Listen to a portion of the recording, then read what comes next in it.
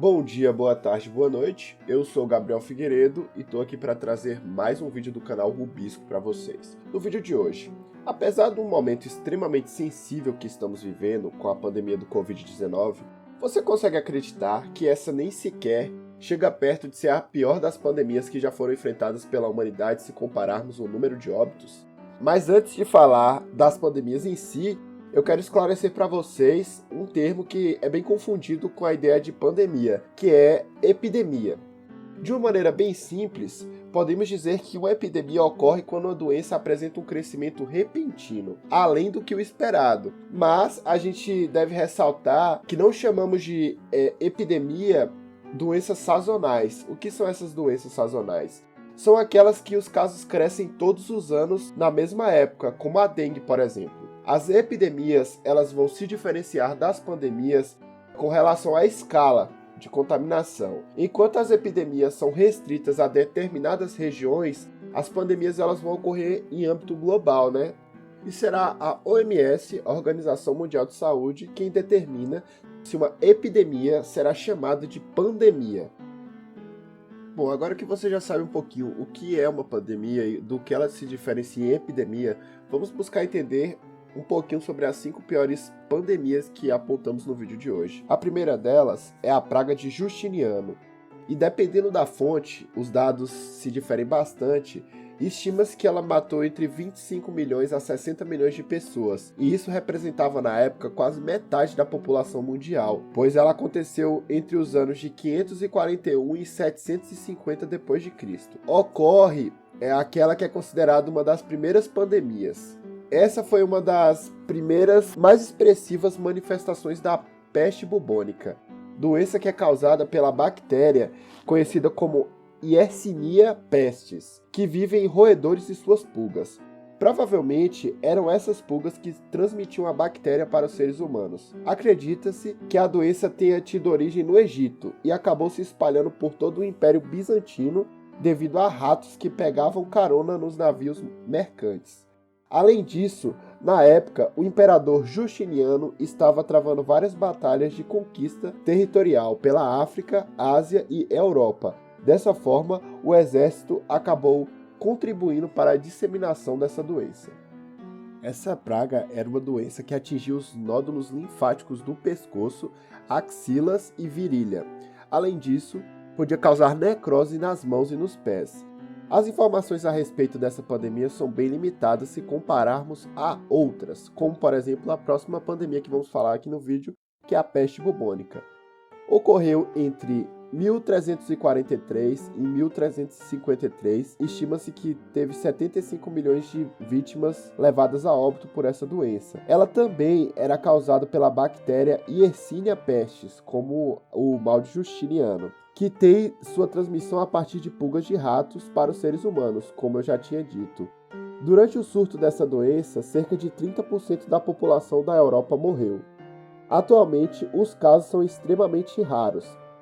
As pessoas contaminadas pela peste bubônica, elas sentiam mal-estar, abatimento, dores de cabeça, dores no corpo, vômito, pulso acelerado, arrepios de frio, febre extremamente alta e, por fim, a característica que dá nome à doença, o surgimento de bubões por toda a pele. O termo que utilizamos até os dias de hoje, estima-se que tenha surgido nessa época, a ideia de quarentena.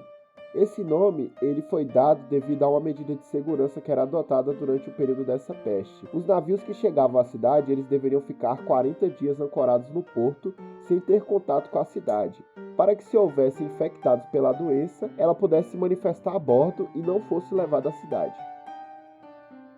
Passando para a próxima pandemia, uma das doenças responsáveis pelo maior número de mortes ao longo da história foi a varíola, uma doença causada através da infecção pelo ortopox vírus. Seus principais sintomas são dores musculares e surgimento de erupções e manchas vermelhas na pele.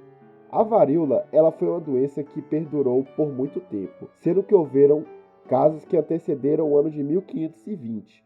Mas foi a partir desse período que os casos se alarmaram, sendo que cerca de 90% das populações americanas foram mortos depois da chegada dos europeus ao continente. Impérios foram destruídos pelo vírus Os povos americanos eles não tinham contato com esse tipo de vírus, né, pessoal? E por isso eles não possuíam a imunidade natural necessária para lidar com essa doença e por isso muitos foram dizimados pela varíola. A pandemia ela continuou por vários anos e chegou a matar cerca de 30% dos que adquiriam o vírus. Os que não chegavam a óbito, eles ficavam com graves sequelas. Foi somente no final do século XVIII que o médico Edward Jenner conseguiu desenvolver uma vacina para lidar com esse vírus, que inclusive, pessoal, foi a primeira vacina desenvolvida na história da humanidade. E isso é um marco histórico, pois com a vacinação em massa, o vírus foi finalmente erradicado. Estima-se que essa doença foi responsável por tirar a vida de cerca de 56 milhões de pessoas entre os anos de 1520 e 1979. A gripe espanhola chegou a fazer cerca de 40 milhões de vítimas levadas a óbito entre os anos de 1918 e 1920. Ela foi uma doença provocada por uma mutação do vírus da gripe, que acabou gerando a variante H1N1. É um vírus de fácil transmissão que acabou se espalhando de pessoa para pessoa por meio do contato direto, através de tosse e mesmo pelo ar, principalmente devido aos péssimos sistemas sanitários de vários países da época. Ao contrário do que o nome sugere, a gripe espanhola não surgiu na Espanha. Em 1918 estava ocorrendo a Primeira Guerra Mundial, e a Espanha ela era um dos poucos países que se mantinha neutra em relação ao conflito, e por isso a imprensa da época ela tinha total liberdade para divulgar o que estava acontecendo no mundo, enquanto outros países ignoravam a existência dessa pandemia. Assim, apenas a Espanha divulgava notícias a respeito da doença, levando as pessoas a acreditarem que a doença vinha de lá. Não se sabe exatamente onde a gripe espanhola surgiu, mas os primeiros casos eles foram registrados na Europa e nos Estados Unidos. Mas em poucos meses ela se espalhou para o resto do mundo, afetando a Índia, o Sudeste Asiático, o Japão, a China, a América Central e até mesmo o Brasil. O vírus da gripe espanhola tinha a capacidade de afetar vários sistemas do organismo, causando sintomas ao atingir o sistema respiratório, nervoso, digestivo, renal ou circulatório. E por fim, vamos falar da pandemia da AIDS, que apesar de ter sido controlada devido às tecnologias que temos nos dias de hoje, ela ainda é uma doença enfrentada em nossa sociedade. Foi uma pandemia responsável por uma grande quantidade de número de mortos na história. A doença ela é causada pelo vírus HIV, que é o vírus da imunodeficiência humana, e ele pode ser transmitido pelo ato sexual sem o uso de preservativo, acidentes com objetos pérfuro-cortantes, como agulhas, que estejam contaminadas pelo vírus, através do contato com o sangue contaminado, além de poder ser passado de mãe para filho durante o processo de gestação e no ato de amamentar. Ela é uma doença que tem a capacidade de atacar as defesas do organismo, e em fases mais avançadas, as células de defesa elas começam a ser destruídas. O organismo então começa a ficar cada vez mais fraco e vulnerável a infecções comuns, graças à redução dos linfócitos, que são os nossos glóbulos brancos. A AIDS, pessoal, estima-se que ela já tirou cerca de 25 milhões de vidas desde o ano de 1981. Bom, sabemos que a humanidade já passou por vários outros episódios envolvendo pandemias depois desse vídeo, certo? Por isso, deveríamos aprender mais com essas situações, para podermos lidar de maneira mais saudáveis com futuras situações de contexto parecido. Porém, durante a pandemia que estamos vivendo atualmente, principalmente no nosso país, podemos observar o quanto ainda estamos despreparados para tomar atitudes visando minimizar os danos.